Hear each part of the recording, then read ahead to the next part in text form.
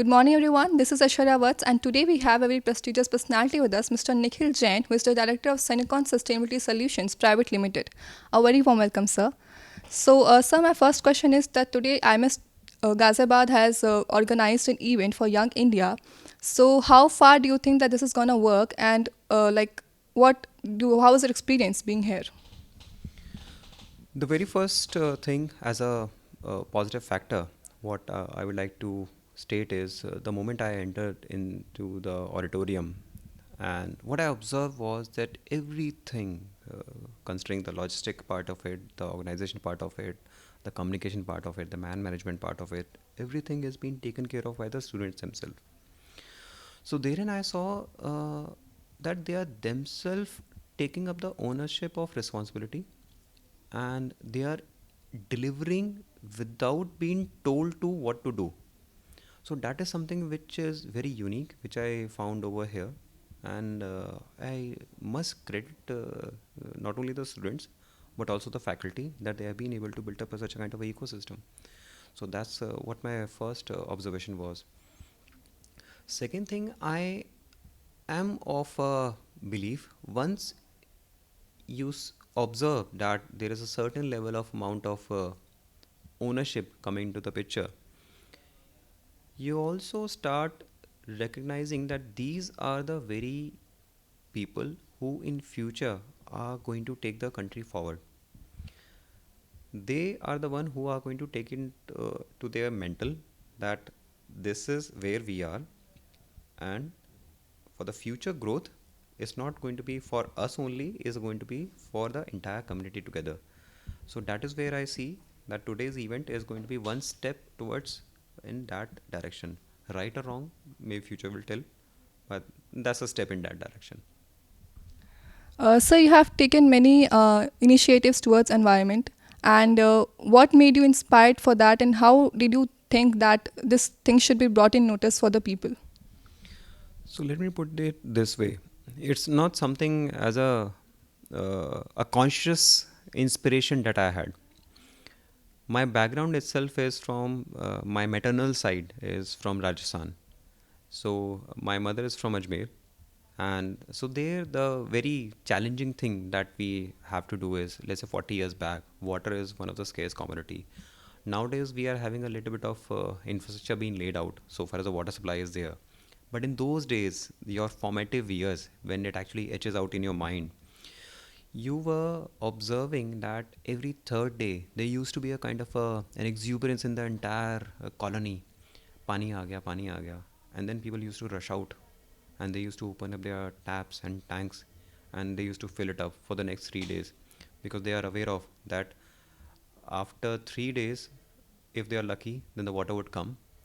Might be possible that it may come maybe after 4 or 5 days.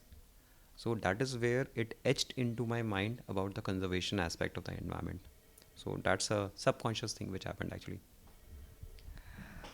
Sir, you have actually been a very good inspiration for many people taking these steps for environment.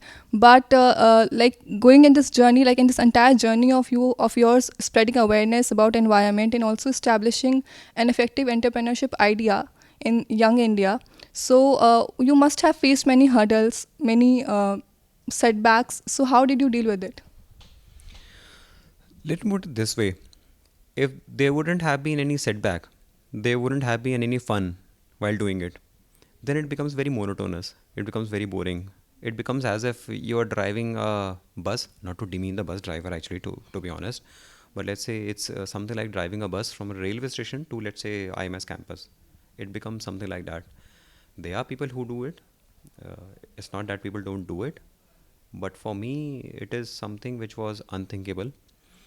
So, as a matter of fact, when you are driving a bus down there from the railway station towards IMS campus, you may be encountering certain variables which keeps on changing every day.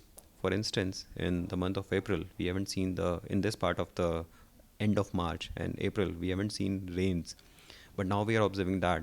So the entire dynamics change. So they are part and parcel of the life, and it just comes. You don't think about hurdles as a hurdle. It is just another goal to be achieved. That's it. Okay, sir.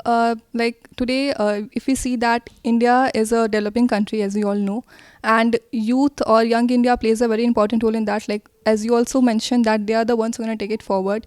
So, what suggestions you would like to give to them? Like how they should have the awareness about the society, their career, everything. How they should go forward.